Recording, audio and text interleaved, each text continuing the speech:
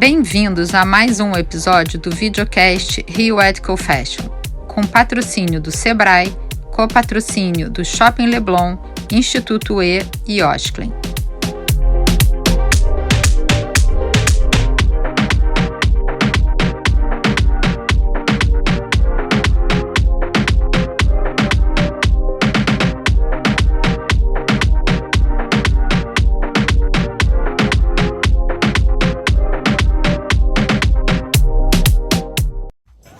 Ei, eu tô aqui pra falar com você que é empreendedor. Eu? Eu não sou empreendedor, não. É sim, isso aí que você tá fazendo agora é empreender. Vender pastel? Isso. Eu só me viro. E hoje você é dona do seu próprio negócio. Eu não sou dona de negócio nenhum, não. É sim, dona do seu próprio nariz, dona da banca. Seu trabalho é importante pra todos nós. E o Sebrae tá aqui pra fazer vocês irem mais longe. Então vocês podem me ajudar? Claro, a gente existe há 51 anos por sua causa. Conte com a gente. Sebrae. Esse é mais um episódio do Rio Ethical Fashion Videocast. Esse episódio se chama Regeneração e Economia Solidária. Eu sou Yami Reis, diretora do Rio Ethical Fashion. Tenho aqui comigo Lili Clark, da Moda Verde também, diretora do Rio Ethical Fashion. Nelsa Nespolo, prazer ter você aqui, diretora e fundadora da Justa Trama, uma referência de economia solidária no Brasil. Beto Bina, também fundador da Farfarm, que é uma empresa de impacto para a cadeia produtiva da moda e outras cadeias produtivas também, né? Então, hoje a gente vai conversar sobre coisas muito importantes para a gente, como regeneração, agrofloresta, impacto. E eu vou começar por você, Beto. Hoje em dia a gente fala muito de agroecologia e agrofloresta. Esses conceitos eles estão geralmente relacionados ao conceito da regeneração, né? Explica para a gente, para as pessoas que estão ouvindo a gente, o que é economia solidária, economia agroecologia, o que é agrofloresta e por que elas estão ligadas a esse conceito de regeneração e como que a Farfarm atua nessa cadeia produtiva. Tá bem. Obrigado pelo convite primeiro, Yami, Lili, estou super feliz de estar aqui, ainda mais do lado da Nelsa. Bom, a Farfarm desenvolve cadeias produtivas responsáveis. A gente fala que a gente tem uma missão de desenvolver cadeias que regeneram a natureza, promove o desenvolvimento social e contam histórias.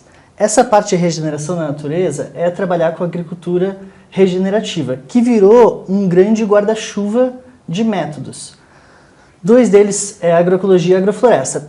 Sendo bem simples, a agrofloresta basicamente é a agricultura onde tu tem diversidade com a inclusão de árvores perenes.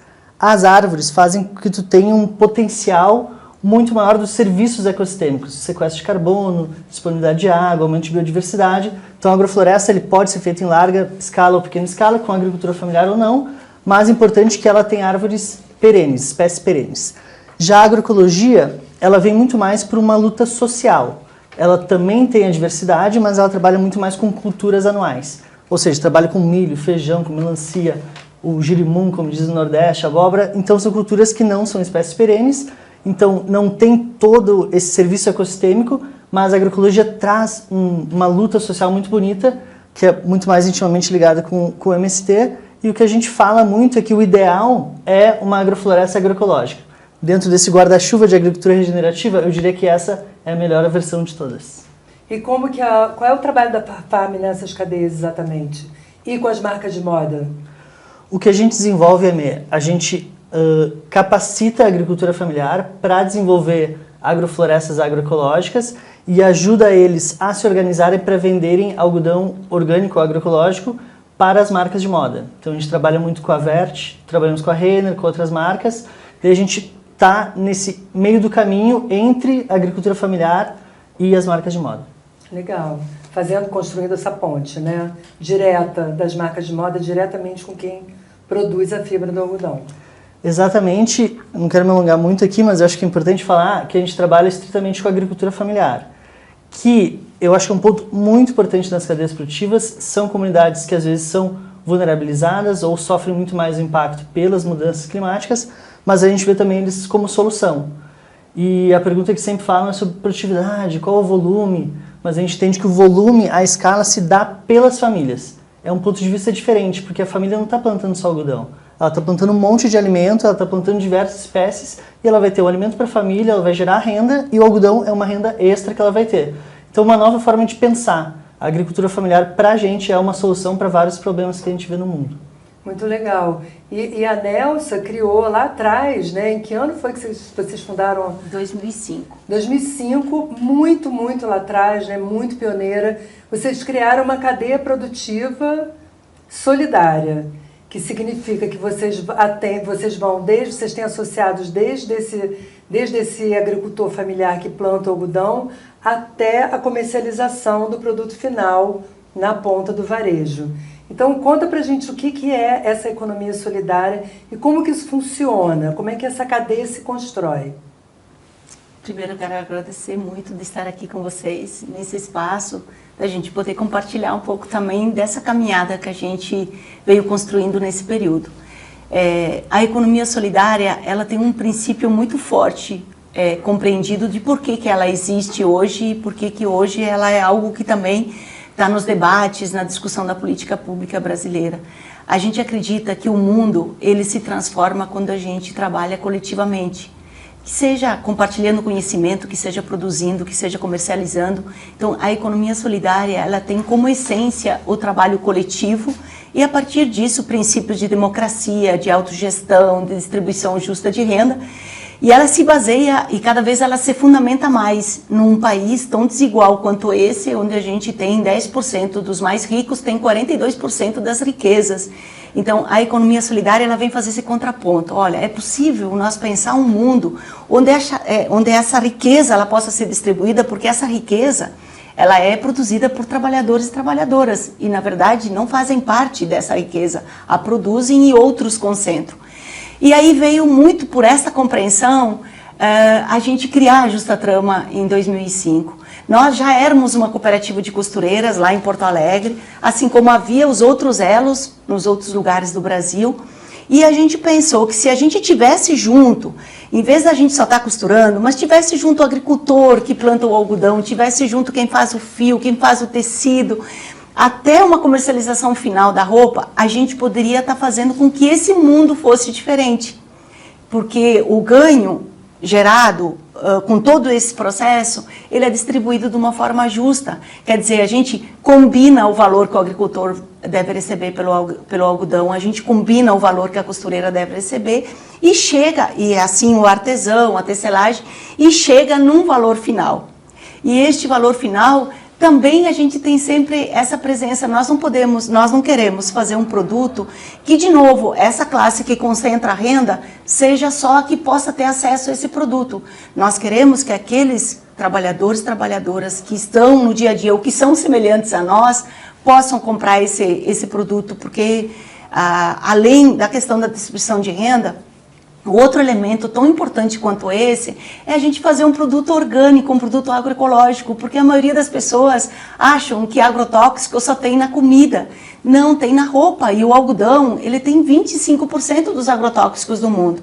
E a gente viveu um período, nos últimos 4 anos, foram liberados mais de 2.000 agrotóxicos que antes eram proibidos. Então, isso está caindo no algodão. Isso cai no alimento, mas no algodão. E as pessoas sempre que têm mais consciência, elas dizem, eu vou comprar uma roupa de algodão, eu não vou comprar sintético, porque o algodão é mais sustentável. Só que o algodão convencional, ele é carregado de agrotóxico.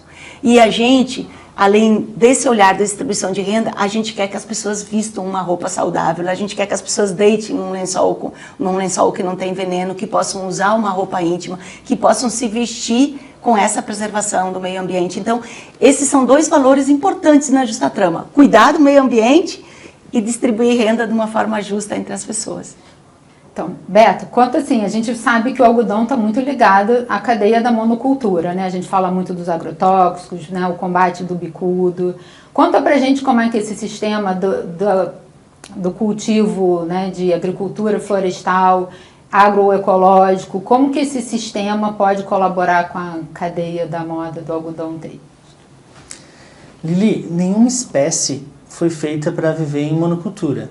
Isso, na verdade, é uma comoditização que a gente acabou criando para ter escala e teve seu papel na sociedade, é importante ainda para diversos fatores no Brasil. Mas o algodão, ele é uma espécie exótica. No Brasil, ela veio do Oriente Médio, é uma espécie que gosta de muito sol. E no Brasil tem muito sol. Então ele é super adequado para ser plantado aqui e ele é muito adequado para ser plantado com outras espécies, desde que respeitando os limites dele. Quando a gente trabalha com sistemas agroflorestais ou agroecológicos, a gente sempre olha por 2 eixos, o que a gente chama de tempo e espaço. Tempo é basicamente a sucessão das espécies, qual espécie cresce mais rápido que a outra, e o espaço é sobre luz e sombra. Lá no Oriente Médio, o algodão era a espécie mais alta que tinha. E lá ele pegava pleno sol. Aqui, se a gente for plantar um algodão na Amazônia, como a gente faz, ele vai ser sombreado rapidamente. Então, o que a gente desenha, esse sistema, é muito como colaborar com a natureza para que o algodão tenha um ótimo desempenho. Então, a gente trabalha com o algodão em sistemas agroflorestais, pensando nesse espaço para ele ter pleno sol. A gente planta, vou entrar um pouco mais técnico aqui, mas a gente planta leste-oeste, porque o sol nasce no leste, então o sol entra nas linhas de árvore, entra nas linhas de algodão, então eles pegam o pleno sol e eles conseguem coexistir com uma mandioca, com banana e com outras espécies perenes. Então super funciona. O que é mais positivo que a gente vê, a gente só planta algodão orgânico. Quando tu tem outras espécies, tu tem um ambiente que ele está mais equilibrado. Então já foi comprovado que na cultura do café, o café tem um tipo que é tipo bicudo, mas é da indústria cafeeira, que a incidência de pássaros por causa das árvores diminuiu muito o bicudo. O que a gente percebe, por exemplo, no Pará, a gente nunca viu bicudo no Pará. Mas pode ser que um dia ele chegue lá, mas de qualquer maneira, como tu tem outras espécies, ele vai estar equilibrado. O ponto que é importante também é um ponto sobre linguagem. A gente usa muito essa linguagem de combater, de praga. Essa linguagem é uma linguagem fálica, que vem da guerra, coisa assim. Então a gente não fala sobre isso, a gente fala sobre coexistência.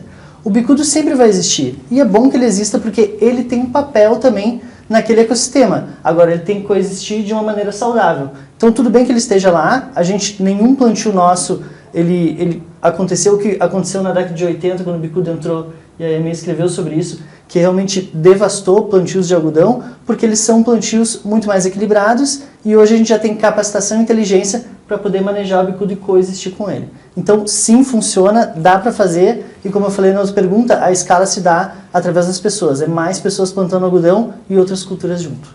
Respeitando a natureza, né? Respeitando, colaborando com a natureza.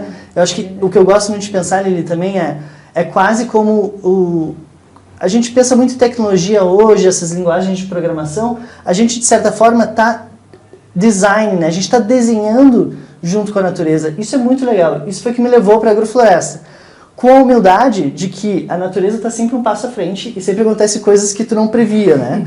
Que é bom que a gente não tenha total controle. Mas é muito legal pensar nisso, pensar em tempo e espaço e como é que tu pode fazer esse design, desenhar a natureza para poder ter produção, ao mesmo tempo, como a Nelsa falou, com dignidade para as famílias e respeitando o meio ambiente. O social sempre caminhando junto. É interessante você estar falando sobre regeneração, porque a gente está falando também de biodiversidade, né? As coisas estão caminhando muito juntas. A questão da preservação da biodiversidade hoje é uma questão essencial para o futuro da humanidade, né? Quantidade de ecossistemas que estão desaparecendo porque espécies também estão desaparecendo. Então é uma questão muito importante a regeneração trazer também esse assunto da biodiversidade, né? Fala, complementa. É que para mim tem uma metáfora que é muito boa e resume muito bem isso. Eu acho que o que é mais gritante é que a gente não sabe o que a gente não sabe sobre biodiversidade. Tem muitas espécies que a gente nem descobriu. E usar essa metáfora que eu acho que faz muito sentido. É como queimar uma biblioteca cheia de livros que ninguém nunca leu. Sim. É isso que a gente está fazendo. Principalmente quando a gente fala de biomas como a Amazônia que ainda estão preservados, né? Exato. Que ainda não foram desbravados, né, pela economia nem pela bioeconomia. Mas enfim, Nelson, eu queria falar com você, te perguntar sobre a certificação do algodão orgânico. Porque a gente sabe cada vez mais para você conquistar certos mercados, principalmente mercados mais premium, mercados fora do Brasil, o quanto é importante você ter uma certificação quando você entra numa feira e ainda é uma marca desconhecida, né? Como que acontece? O algodão orgânico, ele tem uma certificação? A Justatrama busca essa certificação? Como é isso para vocês? Então, esse é um tema que sempre nos perturbou muito.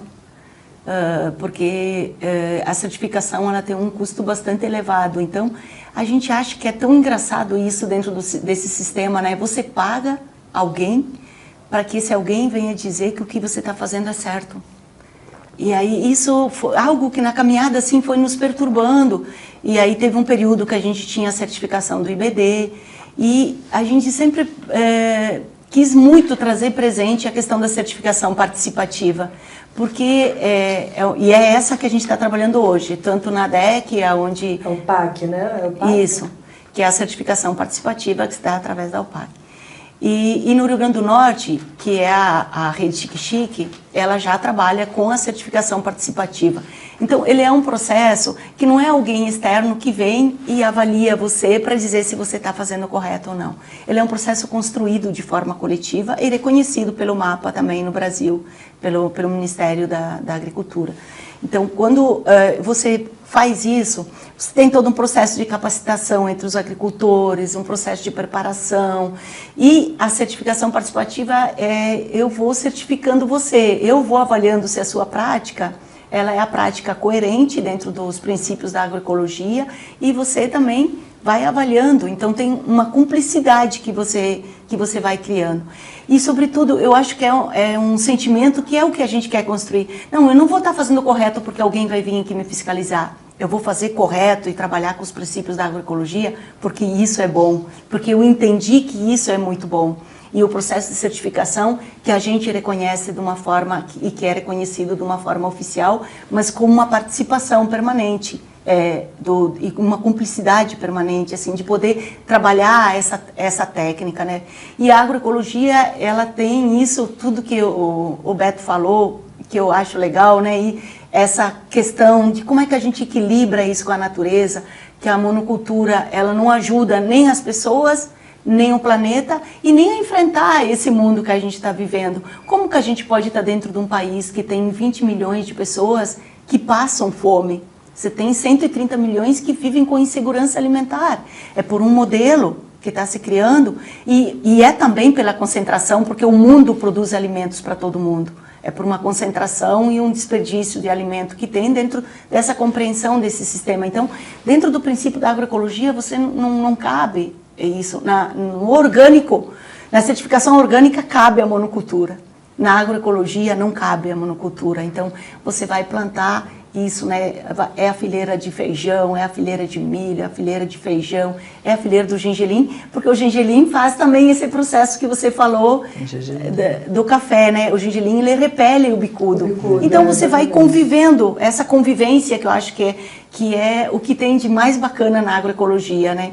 Dessa convivência com a diversidade e que garante a sustentabilidade da terra, que garante a sustentabilidade das pessoas, porque se a gente olhar que 1 quilo ou 1 litro de agrotóxico, ele contamina 1 bilhão de litros de água, todo aquele veneno que é jogado sobre os plantios, ele vai para a terra e depois ele vai para a água também. Então, é você olhar esse equilíbrio total, né? Das pessoas que também acabam preservando a sua saúde, da diversidade de plantio que garante alimento, sustentabilidade, e de ter no final um produto que quem vai consumir é um produto saudável.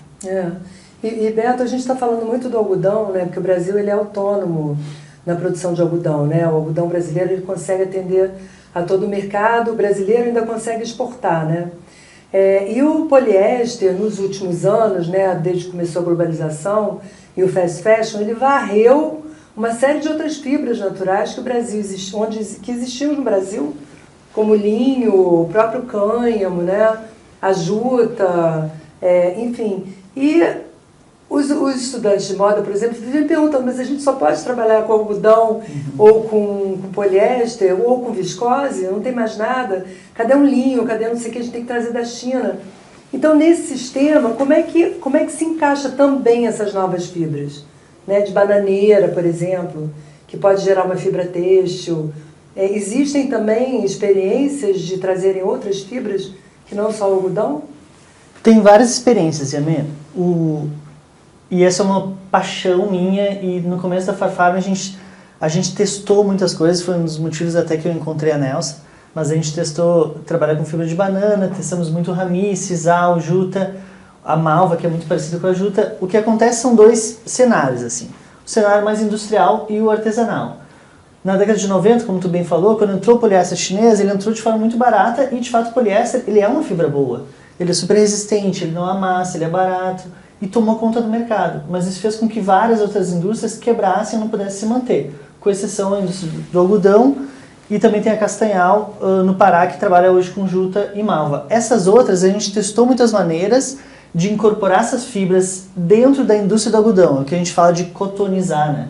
Então pegar uma fibra de banana e amaciar ela, trabalhar com algumas enzimas, tentar amaciar ela para que ela fique parecida com o algodão. Fazem isso também com cânhamo, né? Tu tenta tornar o cânhamo parecido com o algodão. Para chegar na indústria têxtil, né? Da tecelagem. Para tu poder fiar porque ela. Senão é outro maquinário, é outro processo. É. E o maquinário, ele é muito caro. O maquinário brasileiro, eles são grandes. É difícil tu ter um teste pequeno. O Senai C-Ticket no Rio de Janeiro tem um pessoal muito legal que eles sim conseguem testar, mas é muito limitado a parte de P&D no Brasil.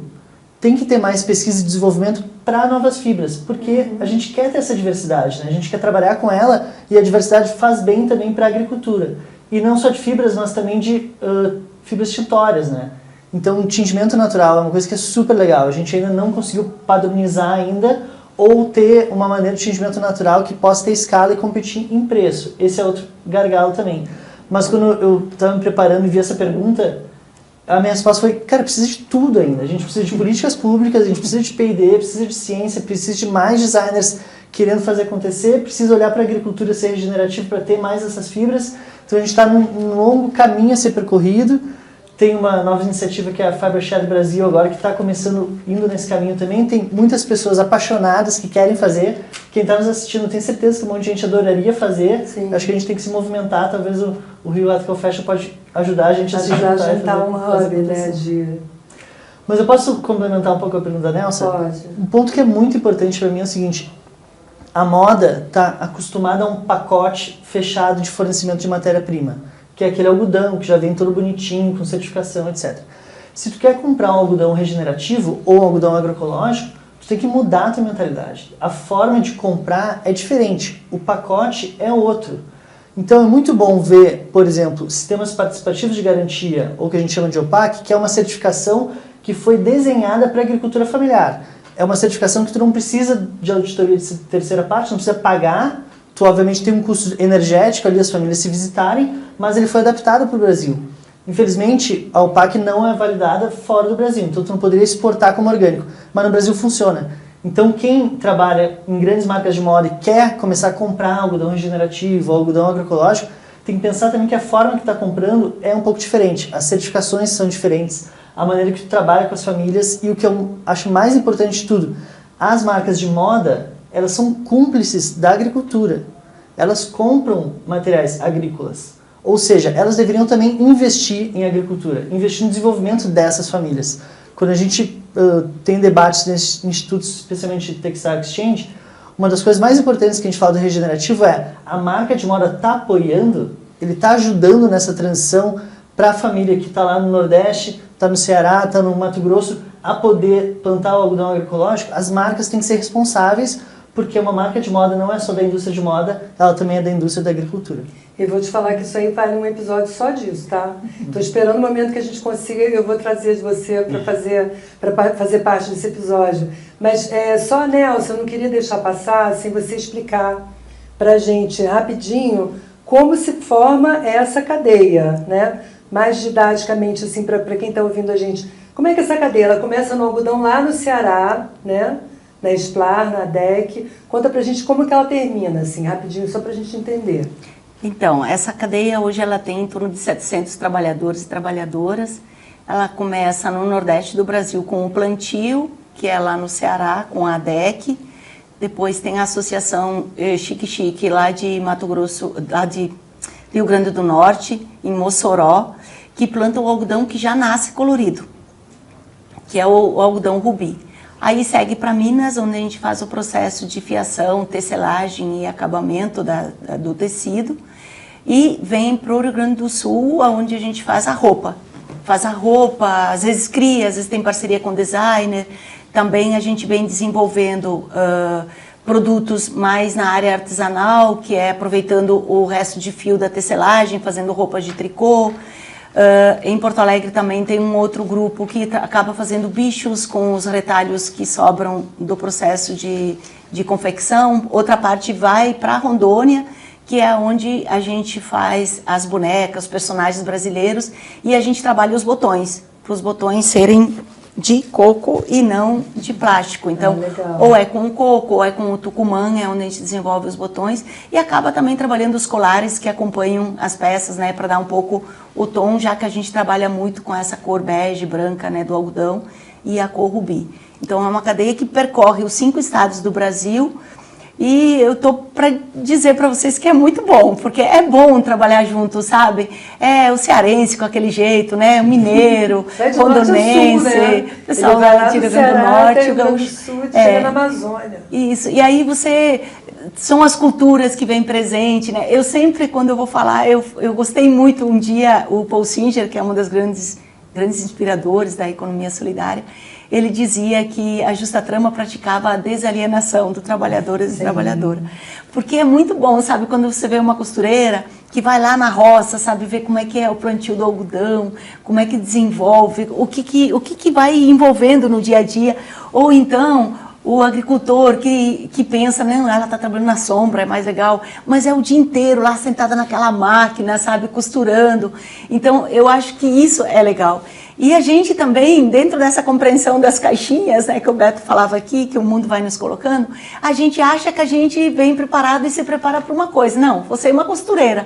E daqui a pouco você está se envolvendo para entender o que é agroecologia, o que é o plantio, como é que faz o fio, como é que é esse processo todo. E os agricultores, eles têm que nos ajudar a pensar os modelos que a gente vai lançar. Então, no começo, eles ficavam mais olhando, assim, a gente falou assim, então quando nós for discutir agroecologia, o pessoal urbano se retira. Não, a gente é uma rede, estamos juntos. Então, eles vão dando sugestão do tipo de vestidos que a gente devia desenvolver, o tipo de camisa que devia proteger o pescoço para eles poderem ir para a roça, não se queimar. Eu acho que isso é muito legal nesse mundo da moda, sabe? E estar numa cadeia dessa, porque você se sente envolvido com todo esse processo. É como se você tivesse isso na mão. E eu acho que um valor assim muito importante é que, e quando a gente trabalha de forma coletiva, cooperada, é que o futuro, ele está na nossa mão. Sabe? Amanhã vai depender do tanto que a gente se empenhar. Puxa, se a gente conseguiu superar 4 anos que foram tão difíceis para esse Brasil, a gente conseguiu superar uma pandemia, a gente acha que agora não tem quem nos segure, sabe? A gente tem que andar para frente, a gente quer convencer outras pessoas, a gente quer que as pessoas acreditem nessa capacidade incrível. Porque se você olhar a história da gente, eu achei que eu sempre ia ficar costurando, sabe? Não pensei que um dia a gente pudesse ter uma marca, que a gente pudesse estar falando com tantas outras pessoas que têm esse conhecimento. E a gente tem essa capacidade que ela não é usada, sabe? E é isso, eu acho que se o conhecimento é como queimar os livros, né, Beto? Eu acho que a gente deixa, às vezes, as pessoas passarem por esse mundo sem usarem a sua capacidade grande que tem de desenvolver coisas maravilhosas. E o sistema, ele tem isso, né? Ele nos coloca dentro de uma caixinha e você tem que ficar lá. Não, a gente pode pensar, olha, quem sabe, né, Beto, no futuro a gente não vai estar aí, em vez de produzir só algodão agroecológico, ou algodão com outras fibras, né? A gente volta de novo a conversar essa parceria. Então, olhar para frente é olhar um mundo todo aberto. Cara, Nelza, assim, esse seu entusiasmo, eu acho que foi o que impactou as pessoas no primeiro Rio Ethical Fashion, em 2019, né? Assim, quando você levantou essa questão da acessibilidade do produto para o próprio trabalhador, né? Então, assim, foi muito emocionante esse momento em 2019, né? Muito obrigada. E aí, então, eu vou voltar para o Beto, né? Para entender sobre o sistema, né? Falando de sistemas agroflorestais, né? E regeneração, como é que você vê o papel da agrofloresta na regeneração e se a gente pode usar isso como mitigação das mudanças climáticas, de emissão de gases de efeito estufa, se a gente pode compensar por aí. Sim.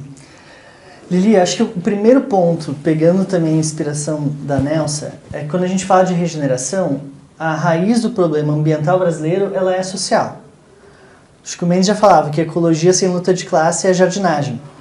O Brasil é diferente de outros lugares do mundo. Por exemplo, a gente teve vários movimentos contra a cultura agrícolas no mundo. Teve a agricultura natural do Fukuoka no Japão, teve a biodinâmica na Alemanha, a permacultura na Austrália. Todos esses movimentos, e até a agricultura regenerativa nos Estados Unidos começou na década de 60. Esses movimentos contra a cultura, eles são estritamente ecológicos ou ambientais. Tu olha muito para o solo, etc. O movimento contra a cultura brasileiro, ele não é estritamente ambiental, ele é social. Então o Brasil, quando olha para a regeneração, ele não pode deixar de olhar para o social. Então, deixar uma crítica aqui também, eu acho que todo mundo que está vendo tem que cuidar um pouquinho com essa palavra, porque a regeneração já está se esvaziando um pouco. Ele é um guarda-chuva muito grande, está incorporando muitas coisas. Inclusive, a gente já vê cenários onde monocultura, com defensivos agrícolas, transgênico, o mesmo modelo tradicional antiquado, ele está sendo taxado como regenerativo. Eu não concordo, pode ser que algumas certificações concordem, mas para mim regenerativa é quando tu incorpora o social.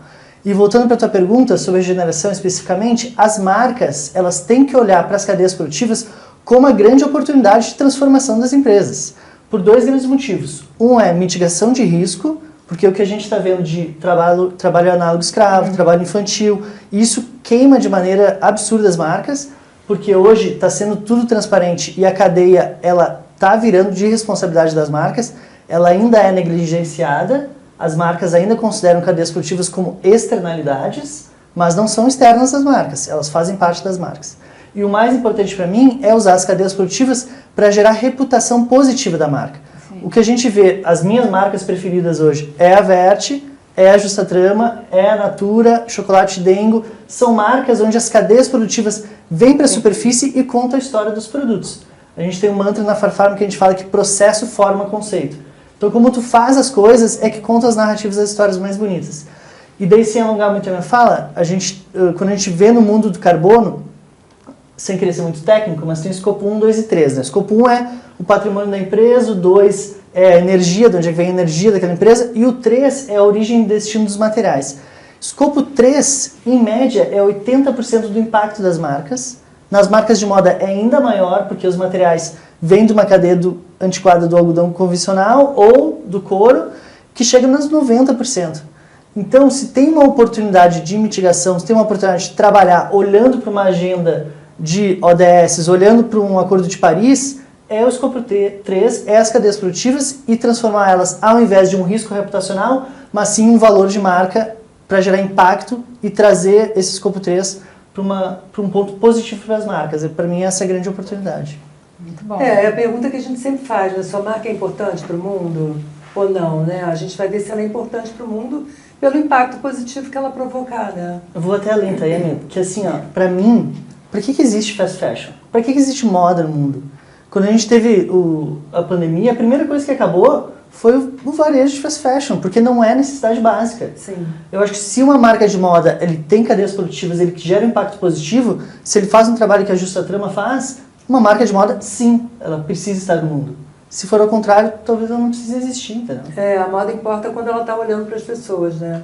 E ela está olhando para a responsabilidade que ela tem com o mundo, né? Exato. Muito bom.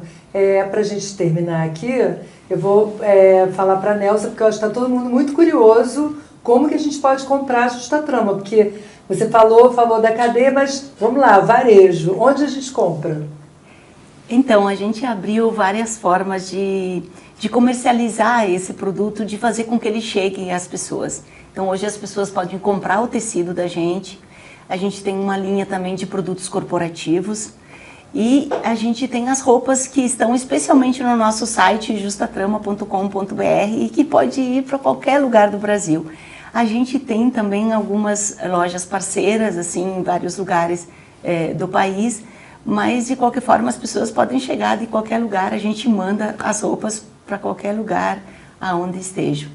E acho que também é muito importante para a gente esse envolvimento de quem consome as peças, porque quando as pessoas estiverem consumindo uma roupa da Justa Trama, a gente pode dizer de onde é que veio o algodão, quem é que fez o fio, quem é que fez o tecido, e isso é uma coisa que é muito difícil das pessoas saberem. Às vezes não sabem nem de onde é que veio a roupa, né? Muito menos quem fez a roupa e muito menos quem plantou aquele algodão que fez e gerou aquela roupa. Então, está carregando, e quando a gente olha para isso, A gente quer fortalecer essa cadeia toda, não porque o orgânico seja um nicho de mercado, mas porque a gente quer um mundo melhor, a gente quer um mundo que tenha uma renda mais justa, distribuída entre todos, a gente quer um meio ambiente recuperado, porque ele está muito destruído, e não é só no plantio, mas é também como é que a gente não gera mais resíduos, por isso que a gente aproveita todos os retalhos, por isso que a gente tem placa solar, por isso que a gente coleta a água da chuva. Então, ter uma coerência com todo esse processo. E eu não posso terminar sem dizer que a gente está com uma expectativa, porque a gente está entrando num outro campo que a gente, há anos a gente já vem sonhando, e eu quero falar aqui para vocês. Claro, queremos saber a novidade. A gente acha que tem um lugar que a gente gostaria muito que as pessoas usassem os tecidos da Justatrama, os tecidos orgânicos, que é nos hospitais. E isso é também uma política pública, né? Que pudesse estar nos hospitais, na região de Queimados, onde as pessoas estão com sua pele muito suscetível, que pudesse ter esse cuidado, ou então nos hospitais infantis, e a gente está numa negociação para se concretizar e poder ter num grupo hospitalar do Rio Grande do Sul as roupas orgânicas. Parabéns. Para começar, né? Para Para começar. isso pode ser um primeiro passo para depois ir para o Brasil inteiro, Isso, né? esse que é o nosso Muito sonho. A gente levar acha que sempre saúde. que a gente abre uma janela, depois podem se abrir outras e outras portas, Com e poder certeza. ser uma grande fonte de renda também, mas sobretudo de cuidado com a vida, porque não é em qualquer lugar, é num hospital que defende a vida. Com certeza, parabéns, Nelsa, por isso. Então, Beto, depois dessa fala da Nelsa, como é que você é em relação ao futuro? Você tem otimismo? Se você é um eco ansioso, como é que tá você em relação a isso? Tu sabe que eu sou super calmo em relação a isso, porque na minha cabeça, eu acho que a gente vai ser extinto, É tá? tão... Outro episódio, gente, Mas assim, Para, eu tô assim, é tão óbvio, aí a gente vai ser extinto. Não, eu acho que, porque assim, ó, não sei se vai ser daqui a 100 anos ou 100 mil anos, mas em algum momento, nós como espécie aqui, que é alguma coisa muito aleatória, a gente vai deixar de existir. O que eu gosto de pensar é o seguinte: eu quero ser um bom ancestral e ser extinto com elegância. Então, pra mim é tentar deixar um pouquinho de coisa boa. E eu vou comunicar uma dessa maneira. Assim.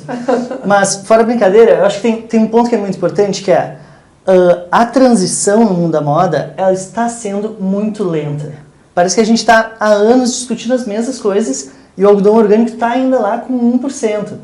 Tem um termo que estão falando agora que são os progressistas negacionistas, que são os progressistas que falam sobre transição. Achei muito linda a fala do presidente colombiano que falou: não existe petróleo verde. Exatamente. A transição, O Petro, né? Não existe transição. A transição É pra ontem. É pra ontem, gente. Falta 7 anos pra gente tentar bater a meta de Paris. A gente não vai bater com certeza. E a gente, no universo da moda, a gente tá muito lento. Então, quem tá nos assistindo, jovens designers, profissionais de moda, a medida é urgente. E o trabalho que tem que ser feito é um trabalho com uma nova mentalidade. Se tu espera que tu vai comprar um algodão da Nelsa, da mesma maneira do pacote que já vem pronto, com volume, com preço, não vai comprar. Tu tem que trabalhar e desenvolver esses projetos de inovação. Para mim, esse é o caminho. Jovens que têm um amor, que têm esse brilho nos olhos da Nelsa e que queiram transformar essa indústria. Isso é, para mim, a medida urgente para que a extinção não seja tão cedo. Muito bom. Um episódio que gera vários outros episódios, muitas outras conversas. Queria agradecer você, Beto, estar aqui com a gente hoje. Nelsa também, Lili também. E é isso. Adorei a conversa. Espero que vocês tenham gostado também. Também, gente, vocês são inspiração. Eu queria dizer que além desse mundo da moda, a economia solidária ela vem se fortalecendo em cadeias em outras áreas também. E isso eu acho que dá ainda, Beto, para a gente ter esperança que esse mundo tenha salvação. Então, eu acho que essas iniciativas que vocês fazem de promover esse debate é muito importante. E, sobretudo, poder demonstrar as várias iniciativas que tem e que a gente não perca a esperança na humanidade. Isso, exatamente. Trazer um pouco de esperança para todo mundo, como você tem em relação ao seu trabalho. Obrigada, Nelsa.